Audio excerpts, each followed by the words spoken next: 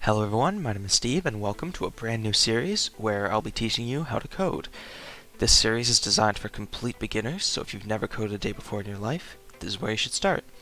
And without further ado, let's get into the very first episode of Sneaky Programming. To get started, you're going to need a piece of software called an IDE, which stands for Integrated Development Environment. This is a very complex piece of software, but for now you can think of it as a very fancy text editor designed specifically for programming. There are many applications to choose from for your IDE, be it JetBrains Rider, Visual Studio, or even just Notepad. But for this series we'll be using Visual Studio Community Edition 2022 because it's very easy to use and it's completely free. I have a link in the description where you can go to this website. You'll want to scroll down to where it says Try the Preview, and then under Visual Studio Community, you want to select Download Preview. Once the preview has downloaded, you're going to want to go to wherever you downloaded it and run that file.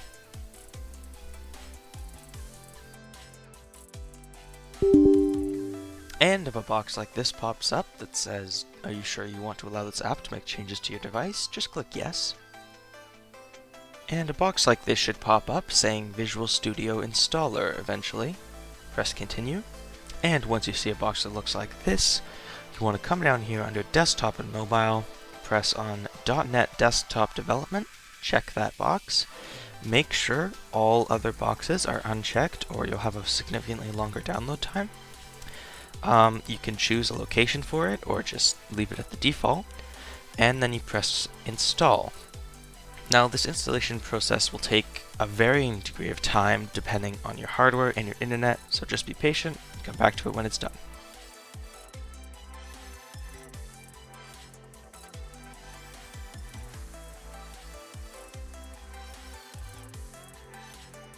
Once the program's installed and you've launched it, you should see something that looks like this.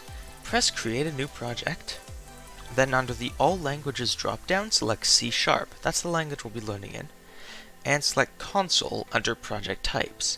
You should see two things here. Click on the top one that does not say .NET Framework. Press Next, and then give your project a name. I'll just call it Application.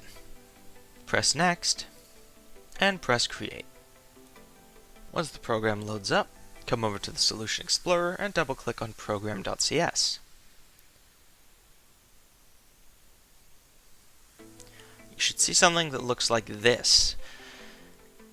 Now you can get rid of these top two empty lines.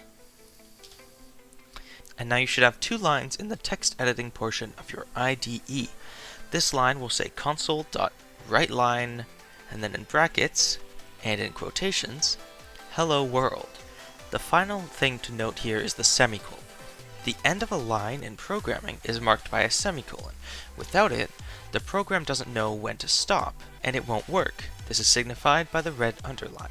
Come up to the green triangle and press play.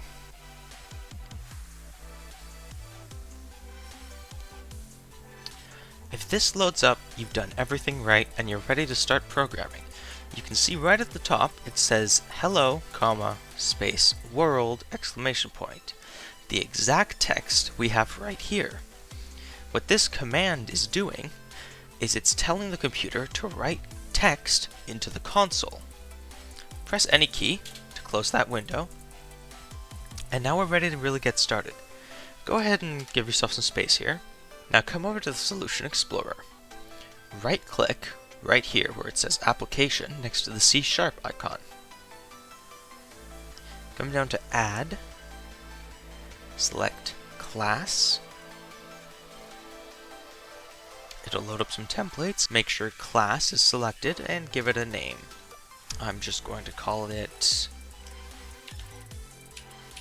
app.cs. Click the Add button.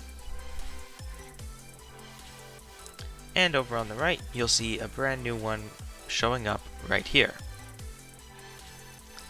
Now, in front of where it says Class App, just type the word public and a space. Now let's break down what this actually is. Right at the top, you see a bunch of these lines that start with using. These are your using statements. They're telling the computer that you want to be borrowing code from other packages. So you want to borrow code from system.collections.generic, and from all of the rest of them in your own file. Next, you have what says Namespace Application. Now, Namespace Application, you can think of a namespace as a directory on your computer. Anything between these two brackets is within that directory. And what we have in that directory right now is a class. It's a class of the name app and of the type public. In between these parentheses is within that class. So we want to put something into that class, as right now there's nothing here. So we're going to type public app, and then an open and close parentheses, and then an open and closed curly braces, just like that. Now we have something inside of our class. This is called a constructor, and you don't really need to worry about them too much right now. For now, we're just going to go down a couple more lines, and we're going to type private void start, just like that. And then in the public app that we made, we want to type start, an open and close parentheses, and a semicolon. Now, what exactly are we doing here? Well, a constructor is what's called when a new class is created. So you might be thinking we already have the class created, but no, a class can be created as an instance by another file. So in this program file, we're going to create an instance of the class app. When we do that, it's automatically going to run the constructor, which has one command inside of it. The command is start. Now that command is referencing this function we have. The function holds code within it. The function is called start, and the function does not take in any parameters. So when we create a new class, it will trigger this, which will call this function, which will trigger any code we have here. So how do we create a new class? Well, in the program.cs, we want to say new app, open and close brackets, semicolon. You're going to have a red line here. Go down, hover over it, and press on Show Potential Fixes. You see right here it says Using Application. Click on that, and now we have a using directive, or statement, in our other file, like these ones we have here. So we see here that we're using things from the system package. In here, we're using things from the application package. Well, what's the application package? We actually created it not that long ago. It's right here. We're using things from the namespace called application. Inside that namespace is something called app. So now we can use app in here because we've referenced that we're going to use it. You can go ahead and delete all of these lines, leave one gap in between, and there you go. This is what's referred to as a launcher file. It's a file that doesn't do many programming things itself. All it does is it tells another file to start running.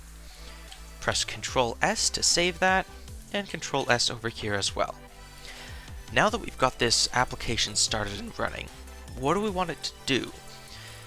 Well, to make sure it all works, it's a good idea to use a console.writeLine statement like we had in the last one. So console.writeLine, brackets, double quotes, and whatever you want it to say. It's working, semicolon, save the file, and press on this button. And there you go, it's working! Our file is doing exactly what we told it to, which is all computer programming is. It's really not as complicated as some things make it out to be. All you're doing is you give specific instructions to a computer, and then line by line, it acts on those instructions that you've given it. We told it specifically to tell us that it's working if it is. And it is, so it told us that. That's all we're going to cover in the first episode. In the next episode, we're going to dive in a lot more into what all of these various things mean, like these brackets, what are they doing here, and private and public, what does that mean? We're going to talk a lot more about terminology, and we're going to program a more complex program. So if you liked the video, leave a like. If you have any questions, any comments, anything at all, put it in the comments section or join the Discord. And have a great day, everyone. Bye.